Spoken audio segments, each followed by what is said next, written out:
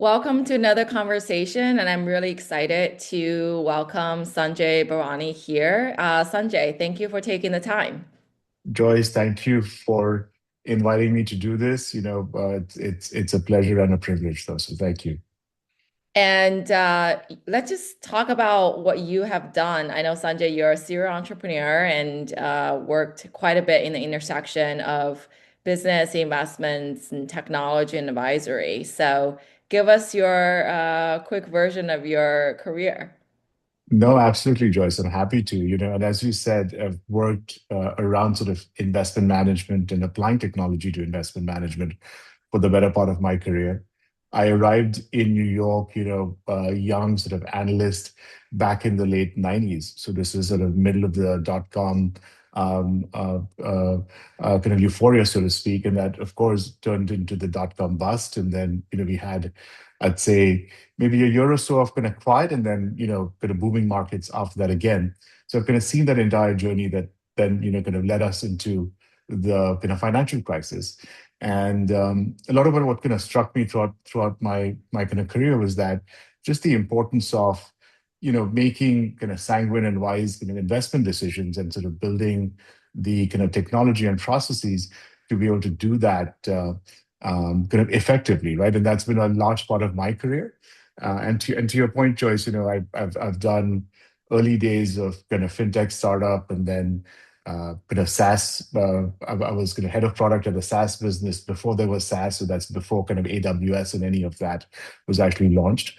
And then actually served as the kind of head of technology or chief information officer for a hedge fund for a number of years, and then sort of left that to start my own kind of first venture to kind of take on kind of different pieces in this space. But as we kind of went into that sort of financial crisis, I had just started a business that was backed by a large financial institution.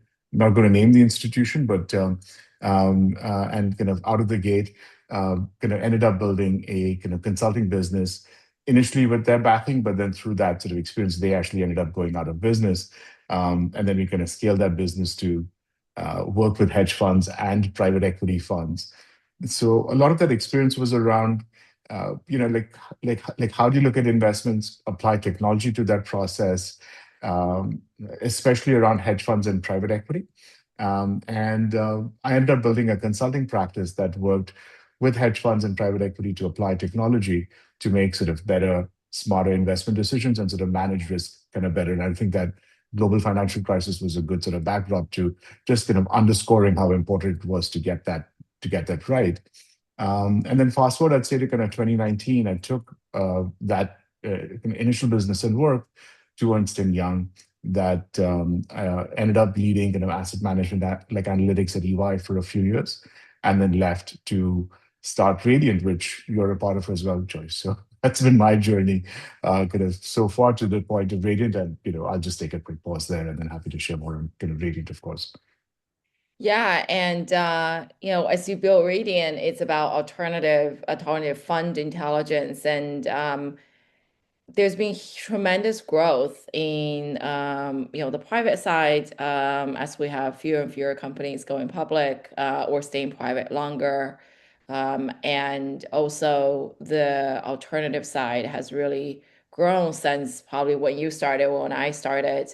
And there's also a lot of capital waiting to be deployed. And how does Radiant sort of see the trends in the market and Mhm. because you see all the data.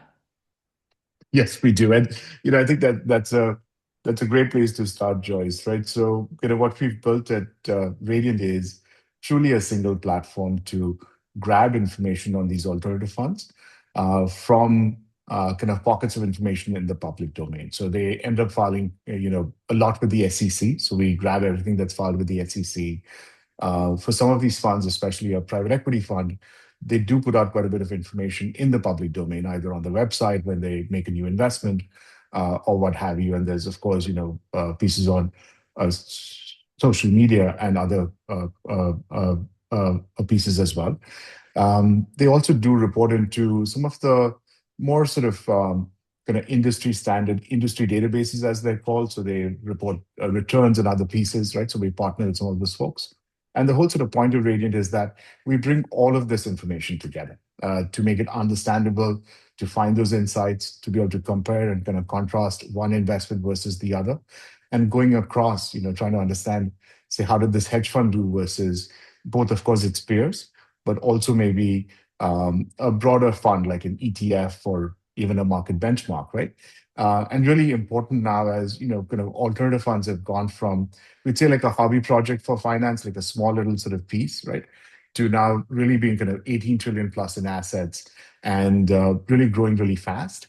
And kind of focused on not just like institutional investors, but also more kind of retail investors that are starting to invest in these products. So it's really scaling fast. And our focus at Radiant is really to bring together all of that information and kind of stepping back to why we decided to found Radiant was kind of AI had come of age and made it sort of kind of possible to get at all of this information using AI and making a sense of it, right? And that was that kind of genesis of kind of Radiant back in 22, and we're now kind of 3+ years into our kind of into our journey and growing nicely, as you know, Joyce. Yeah, and you're going after the big shops, right? There are a handful, I would say, in the market. People know about PitchBook or Preqin and a few others. How is this different if someone just asks you about these sort of more, I would say like household names that have been around for 10 years plus, et Yeah. cetera, more than 10 years at this point.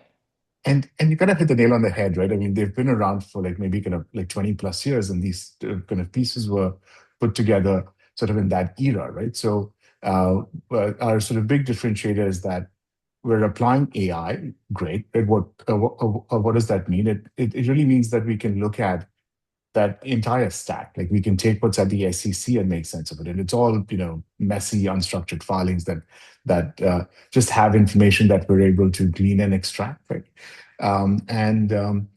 So it's what we call kind of Fund 360, combining what's in the public domain, what's reported to an industry database, with also, especially if I'm like an endowment fund or a pension fund that has a structured investment kind of process. These managers are also sending me something like a fund fact sheet, where it gives you sort of an update on the performance, maybe some kind of commentary on why they made the investments they made, and so on and so forth, right? So we allow them to kind of ingest and bring all of that onto the platform as well, and kind of connect all of those pieces. The names that you mentioned just don't even come close, Joyce. They don't let you do any of that, right? And the other big thing, which is just it's such an obvious thing as we talk about kind of mainstreaming of alternatives, as in these funds are increasingly trying to be kind of marketed to retail investors. Those investors have in the past invested in mutual funds and ETFs. So try to compare on, say, a Preqin or a PitchBook or an investment to take a hedge fund and compare it versus an ETF or a mutual fund. It's not possible, or a private equity fund.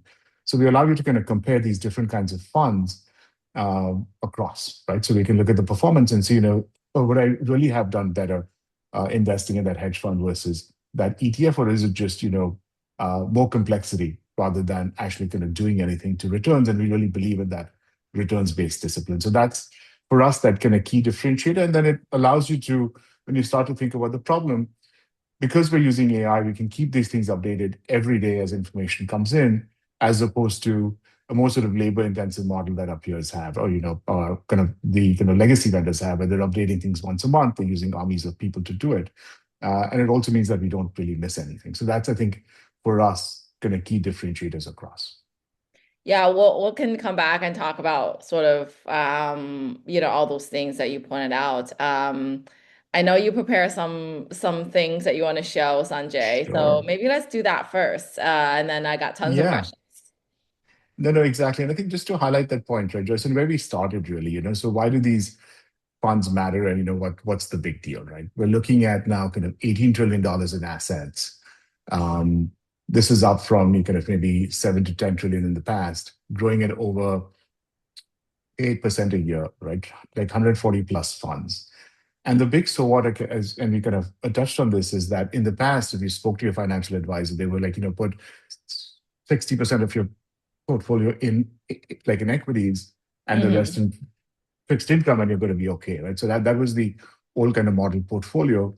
Increasingly, especially for even the more kind of retail high net worth, these platforms are recommending that you put a significant portion in alts. So BlackRock came out with this model saying that it's a 50, like 30 and 20% in alts is the new kind of model that they're kind of putting out there. So we're going to see an acceleration in assets going into these funds across hedge fund, private equity, real estate, private credit, and so on and so forth. So that's the entire sort of gamut of alternative funds. And as you can see on like on the left, we've got kind of PE only. Kind of PE has grown kind of significantly in that sort of 5-year time horizon that we've been kind of talking about. And the next kind of important piece is that all these funds aren't the same. So if you start to look at funds, and it's really important to pick the right ones. And how do you kind of pick the right ones? You want to pick the ones, of course, that outperform their peers, and from a investment outcomes perspective, have high returns while minimizing risk, right? So that's what we look for. And as you can see, what you have on screen is a kind of pension fund that returned around 8.5%. The kind of middle bar is the kind of New York pension that returned over kind of 10.5 Yeah. percent, kind of compared to the S&P that's close to 17% Yeah, or like kind of more 17%. Yeah. over the kind of 5 years. And you can see that there is a large difference in outcomes, right? So kind of 150K additional on $1 million invested for New York versus uh, Ohio, or 671K in total over that kind of 5 year, if you just kind of invested in the S&P. So the point is that you really have to pick the right managers, right, and really kind of run this sort of allocation program across if you're going to sort of invest in alternatives. Because, and I'll move to the next slide, we're showing kind of two managers, both brand name managers. We won't name them, right? The top bar is, as you can see, really steady returns over 5 years. Um, Annualized at 12% or so, but as you can see, it's a 3% volatility. But versus another manager that gave you 4.5% returns at a 7% kind of vol, right? And what that does is that over that sort of time frame, $1 million invested gave me close to 1.8 with the first manager, and with the other one, it gave me kind of 1.25. So significant kind of dispersion in like in outcomes when you look at both the funds. So being able to pick one versus the other and make sense of it is really kind of crucial. So that's like our message. Like, how do you make sense of it? Track all the returns, make sense of them, and sort of kind of pick one versus the other. And just to make the point, right? If you look at it, like the folks that are investing in these funds, they're your endowment funds, your pension funds. So, for instance, the second manager still has 11 plus billion in assets coming from an endowment or a pension. It hasn't been allocated away when it should have, because they've significantly like underperformed their peers. So the point is that kind of manager selection really does matter. And I'll take a pause there, kind of, Joyce. Yeah, You do have just a couple of things around sort of market, but just wanted to yeah, kind of just a ensure quick that you. questions here. I mean, I think for folks who are not in the space, here's like two hedge funds, right? One was a relative value strategy, other was a macro strategy. Now, one question for you, Sanjay, uh, since you've been, multiple areas of this is uh the time horizon for looking at performance, how far back do people actually look? Is it 10 years, 20 years, et cetera? Or is it like, max persistent performance to see if they can ride out different market cycles? What have you seen? I don't know if you can share if, anything in terms Yeah, of no, absolutely. your user behavior, anything like that. Yes. No, it's a great question, Joyce. And I think, we see the gamut, right? And you'll see, especially when you're looking at an established manager, you really want to look at that most recent kind of 3 years. I think in some ways that's the kind of most recent 3 to 5 years. But it's really important to look at that entire kind of track record over time. and see how they've done over the long run. So if you have data and information that you can look at for a manager and look at it over the long run, you really want to sort of take that entire sort of history like into account. But of course, kind of zone in on the most kind of recent, because that might give you a good indication of, the current investment team and how they're thinking and all of Right. that, right? So, Yeah. And so 5 years is a long time if you're looking at sort of just I mean, relatively a longer time, right? We're not looking no, at 1 year or 2 years. You're looking at 5 years, where to a point, you can see the you markets, can see a different wide market. range and teams, et cetera, and decisions that made over a period of time. And to your point, Joyce, what you're looking for is you want to see a manager who's done well in different market regimes, right?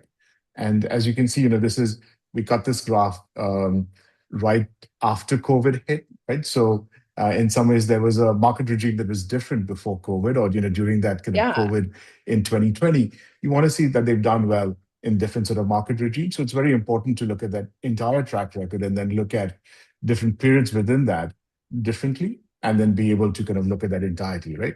But what's also interesting is, and these are of course established managers, so they have a longer track record.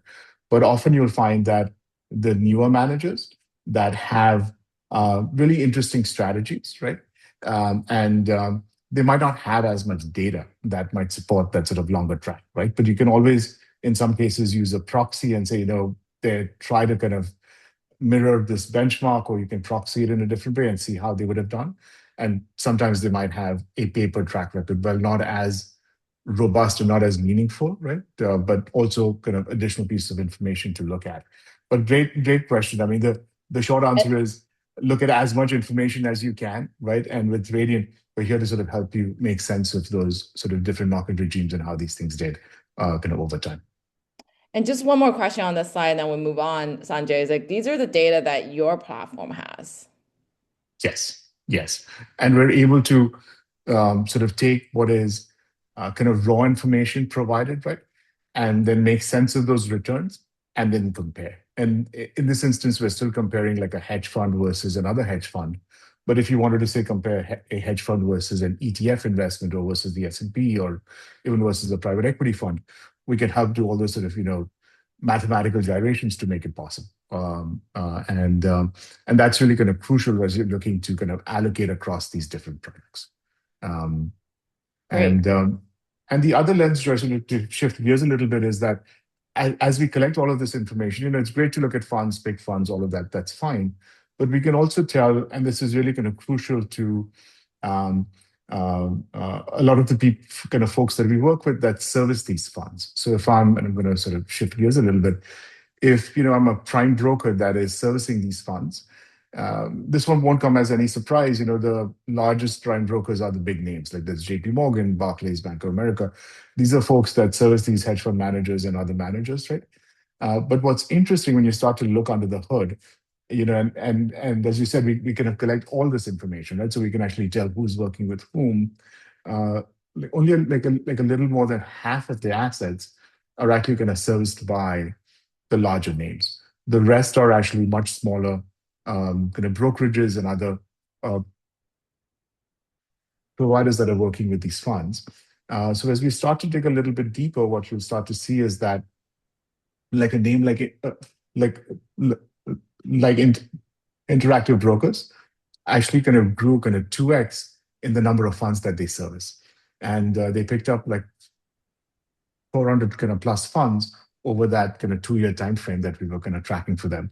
And so the point is that in some ways, while if you're a fund servicer looking to enter the market, looking to do something, there are of course the large behemoths that have a chunk of the market, but there's significant opportunity as new funds launch that are looking for either a prime broker or a administrator or an auditor that you can sort of anchor on. And Radiant tracks all of that, like the fund and who the service providers are and who's gaining market share, and all of that information also comes through the platform really nicely as we start to track that sort of entire space. But I just wanted to kind of show that as well from Yeah, a really kind of interesting slightly different dynamic. lens. Yeah. Do you anticipate that there will be a consolidation of the service providers, especially for the other 50%? we are seeing that now, Joyce. Like you see that some of the smaller primes being sort of kind of acquired by the larger ones, right? But we think there'll still be kind of enough kind of room for the smaller ones to kind of play, right? And on the for instance, on the fund administration side, you have a few large players like BNY Mellon and State Street and so on and so forth. But we see new fund administrators launch and actually do quite well because they're able to service different strategies and sort of specialize in a certain niche. So while we are seeing some consolidation, we still believe that there will be quite a bit of fragmentation in the market over the next at least kind of 3 to 5 years. Really cool. I don't know, Sanjay, if we talk about doing like a brief demo, but if you have just like a snapshot of the platform, do you want to show it, or we can just Sure, ask sure, folks to sure. check it out I would themselves? I would love to show Radiant Joyce. I We promise I'll do it always in love five to show minutes. I demos. always love to show Yeah, just Radiant. make this tangible. I think it's incredible while you're pulling that up, like 18 trillion and to a point. I mean, this market has really grown significantly, and you have a lot of discussions about whether people will allow to do that through their even Yeah, retirement accounts. But I think before you talk about so alternative here, like define the alternative for the audience, right? You have hedge funds. yeah. What else do So you it's focus on typically in your world of alternatives? so in our world it typically tends to be like hedge funds, private equity funds. Within PE, the entire sort of universe of real estate funds, private credit, um, that tends to be our world.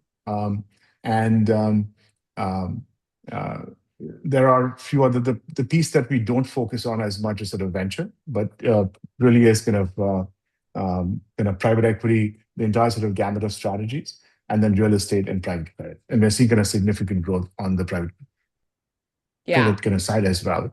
And that's sort of, that's the entire gamut of folks that are investing in kind of private companies and private assets outside of truly early stage, which is venture. cool. That's a sort of our realm. And let me kind of just start with, I'll Yeah, show you let's sort do of a one of quick, our like a tools. short one. Yeah, Yeah, I'll show you one of our tools here. And we built this. It's called our advisors tab. And just for the audience, right? There's something in the US called a Form ADV filing that is filed by every participant in the investment management industry. Over 62,000 kind of filers, right? We grab this information from the SEC. It's a multi-hundred page filing and it's a large manager. If you go to the SEC, it looks like this. Not that usable. You can search by name if you know the firm's name and by zip code, but that's pretty much it. And then you can pull up a filing. With Radiant, what you can do is again, these are updated as soon as they're filed with the SEC. We can do an English language search to say find me hedge funds in New York that have $2 billion in assets and grew 5% over 5% in assets, right? And ask Radiant to run that for me, and it's going to sort of think about how to craft those filters, and then kind of give yeah. me a list, and then we can start to dig in. And while that's coming up, Joyce, these can be Yeah, this is cool. We're doing like a real live demo. live. Yeah, So this let's is now see. coming from all the information, and we kind of bring all of it together, right? And then we can make this smarter as well and say, only show me folks that are, say, working with KPMG as an auditor, right, or what have you. So we can sort of kind of micro target this as we'd like, and then as we kind of dig in, and I just have one Yeah, your kind of pulled list up here. updated. Yes. So I've got the like 100 plus firms that sort of match my criteria, right? And as I can see, I can pick on any of these and sort of dig in and dig a little bit deeper and see what's going on there. I had one set up here. So like Obra Capital, we read everything that they file, everything that they do.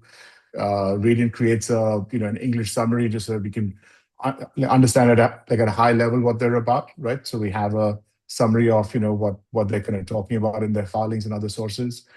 We track their activity over time. As you can see, they're now managing a little over 3 billion in assets, but this is how assets grew over time. So it's been a significant growth story for these folks, right? And we track kind of all of that, and all of that kind of comes through on Radiant. We'll track their private equity funds, hedge funds, And I'll show you sort of one of these, for instance. This is a hedge fund. We'll have, who the auditor is, who the admin is. So all of that information comes through on Radiant Choice. And then, of course, we can track the performance of these managers and kind of compare them as well. So thought I'll sort of I just have lead. to say at this Yeah, point that we're not marketing any funds or giving any investment advice. exactly. We're doing a Exactly. tech demo. We'll say Doing it a again tech at the demo. end of this. Yes. And just to show you one more Otherwise, sort we're of going to get thing, in trouble. we're going to get into trouble. So I'm not going to show you the performance of any of the hedge funds because I can't, right? So as you notice on that slide, we had kind of put placeholder names on those funds. But I'll just kind of show you this as a case in point. So when we look at the investment management industry, like Fidelity files with the SEC a few hundred pages of stuff every day. Right? So this is, we are in this instance here, Radiant is looking at, I mean, the form itself is called 485 POS, which is not very like descriptive, but it looks like this, right? It's like pages and pages of text. Yeah. Um, what Radiant does is that it reads all of it, tries to understand what might be important to our audience, and then sort of pulls out important information. And what's important in this context is what kind of Fidelity is saying on about their fees for these funds, right? So as you can see, they filed this effective the end of December. It was filed early Jan, like a week and a half ago, something like that, right? And they've updated their table of fees, and we're getting these fees directly from source. So comes kind of directly from there, and then here it's sort of linking it to the appropriate Fidelity fund, and then now we can go and look at the performance of the Fidelity fund, which I can show you, of course, because it's Yeah, it's it's in the public. public Yeah. domain. Yeah, so that's no issue there, and we can look at a 5 year say track record of that Fidelity product and see how they did and so on and so forth, right? But it's all sort of all kind of ties together from that SEC filing, bringing all of that information together, and to go back to what's going to like unique about Radiant, just having that interlinkage and having all of that update as soon as it's filed with the SEC and other sources, and all kind of cross-linked together. That's what we call kind of fun 360 across. And then, as I showed you, really easy to search, and all of it is kind of more kind of chat style kind of query where you can find what you're looking for. But that's the high level demo of Joyce. That's excellent. So, I mean, I know we're almost at time, but I mean, there is a massive sort of data engineering and pipeline you built in the back end. Do you sort of have a sense, like just for audience, like how much data you guys are pulling in? Because you have public data, private data, curated Yes. data, Yes. regulatory stuff, and then you're building um, the right workflow and analytics Right. and to serve that intelligence to, on one side, the Yes. allocators who have the money to deploy and generate a return to meet their target. And you also have the service providers who serve or service Yes. these funds. Yes. So no, I think to your point, it is we're tracking over like 300,000 plus funds at this point, right? Wow. And it's 25 million plus pages of filings, text, so on and so forth, and that's just kind of scaling And you do exponentially. that real time. Yes, Yeah. as soon as it's available, it comes onto the platform. Again, multiple source. So as we kind of talked about SEC, other regulators, all of that sort of kind of coming in, Fund Complex website, all of that.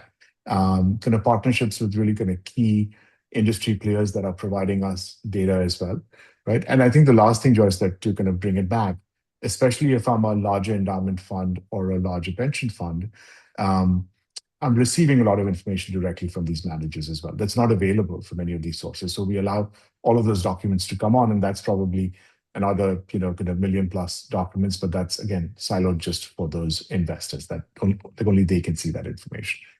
So it's that entire sort of enterprise fund research sort of workflow that we support. And so what's the common use or use case that you see, on the allocator? Are they looking for new funds? Are they trying to check on their existing investments and using your solution to do additional benchmarking and find additional information? Or is it because they just really like the user experience and how you surface this information for them to be able to, query and perform their Yeah, research? No, so it's the two that you mentioned, Joyce. So if I'm not like I'm an like an allocator, it's broadly what they call their fund or manager research function, which is both identifying new upcoming managers. So it's that sort of and some of them like New York State has a new manager program, for instance, right? So they sort of use it to kind of track sort of new managers coming in, and of course to make investment decisions between an established manager and another established manager, or maybe a new manager, and then sort of use those sort of insights across. So that sort of comparison and versus peers, and also benchmarking of that fund versus market indices or what have you. So that's all part of that manager research process. And the other piece that I'd mentioned, which is kind of crucial, is once I've made that investment, um, kind of tracking it over time. So, the new information comes in, is the manager kind of following the investment kind of style that they kind of laid out, or is there any kind of dispersion or deviation there? Did they file something with the SEC that's concerning? And, folks laugh when I say this, but, let's say I'm a hedge fund manager and I've invested with them, and they went out on kind of night out on the town to kind of celebrate a birthday, what have you, and drove home and got a DUI. That's disclosed on a Form ADV as well, right? So that sort of events that we track for our customers. So it's that ongoing monitoring of these investments. So while that sounds like a somewhat kind of a kind of smaller infraction, but if there's any kind of kind of a Incident disclosure or that filing. you, Yeah. or kind of like instant that like that would show up as well. So we track that entire kind of gamut for our kind of customers on the allocation side.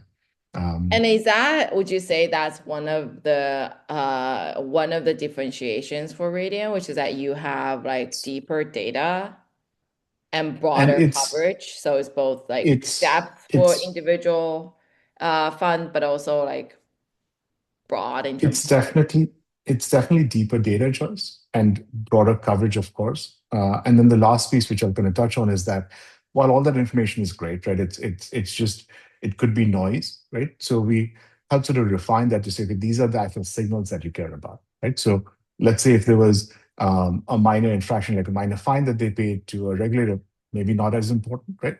But if there was a major lawsuit, that's something you might want to know about. So we kind of score these things and give investors like an alert, so that it's not sort of noise kind of coming at them. It's a distilled kind of signal, which I think is kind of crucial as well. Yeah. And just one question still on the product is, I think this is a great example of how you embedded AI technology into your solution without talking about I'm an AI company. I mean, I don't think I ever heard you saying Radiant is an AI company, and yet just even through your demo and through our discussion about your product, there is quite a bit of data and AI technologies used to enable the kind of experience, the validity and the accuracy of your product, which is Mhm. expected by your customers. So how Yes. do you Yes. think about that sort of, embedding the strategy of embedding the right techniques for the with for the data to enable the data you have and in service of your customer, Yep. and yeah, because you never talk about yourself as an AI company yet. Yes. I just But saw a you, bunch of stuff that you did that are generative, it, that are NLP, that are data yeah. engineering, et cetera, et cetera. Like, and to your point, Joyce, right? Our a reading like would not be possible without AI, right? So at its foundation, it's sort of an LLM that we've built and developed that's been trained on, kind of millions of pages of investment text. That's what makes this possible at its core, right? This wasn't possible in 2020, right? We had to wait to get, so Yeah, you so use so so we like a needed traditional NLP type of technologies. technique. You Yeah. couldn't do it on at the scale and reliability that our kind of customers expect. But I think to your point, our messaging has always been, especially to our customers, that this is real, it's here and now. It's something that you can deploy. It's not, a POC or what have you. This is mission. And as you kind of pointed out in our space, it has to be kind of mission critical, reliable, something that they can sort of take kind of battle test into the bank. And that's why we kind of message it that way in some ways, right? So it's, of course, a lot of it is AI. Like we get asked when we lead with AI, does it hallucinate? Does it do pop, pop, pop? It's like, when it's a purely sort of kind of NLP machine learning type kind of piece, we feel we can kind of go against like anything that they have and be as reliable, if not better, than anything that they have. So yeah, but like hope that answers. But I think without kind of AI, uh, uh, it wouldn't have been possible to build kind of Radiant. So it's really kind of core to everything that we do. Yeah, I think it's very exciting, and I think it's refreshing to really thinking about what your customer needs without sort of telling them like, we'll just give you a bunch of AI stuff, which they really don't care, right? They care about the analytics, intelligence, and whether it fits into your workflow, and so forth. No, absolutely, Joyce. And we're kind of driven by those outcomes, right? For us, when we Yeah. look at, say, an endowment fund or a pension fund, I mean, they're changing outcomes for their kind of stakeholders, right? So as an endowment fund, it helps them then fund that additional research, or as a pension, it's, they're funding a retirements for kind of firemen or teachers or what have you, right? So we feel like it's really important that they get it right, and we want to make sure that we're providing them with the tools to kind of assist them in that and make it as kind of foolproof as possible. Right? So it has to be kind of super kind of reliable, right, and bulletproof. But we also sort of feel kind of strongly that till recently they were flying blind, or at least without looking at all the information that they should have. So we actually believe strongly that kind of Radiant is a big leap forward for that kind of investment process for these firms. Okay. Yeah. I mean, I love the platform, and I am a user of all of them, and I think it's great. Really easy to use, and I think the analytics and just intuitive, and but I know it also takes a lot of work to bring that forward. I think we'll end here for this talk, Sanjay, and maybe we'll bring back to do like a quarterly update on what's happening in the alternative space, and then you can Would show us some interesting stuff at aggregate level from Radiant. No, fantastic, Joyce. Appreciate the time again, and always love talking and showing Radiant. And thank you for all your support. You've been a great advisor and mentor to Radiant. So we kind of really appreciate that, Joyce. Thank you again. Excellent. And we'll end by saying again that we're not recommending investments or funds, Yes. and Yes. this was product demo. So great. Thanks so much, Sanjay. Thank you, Joyce.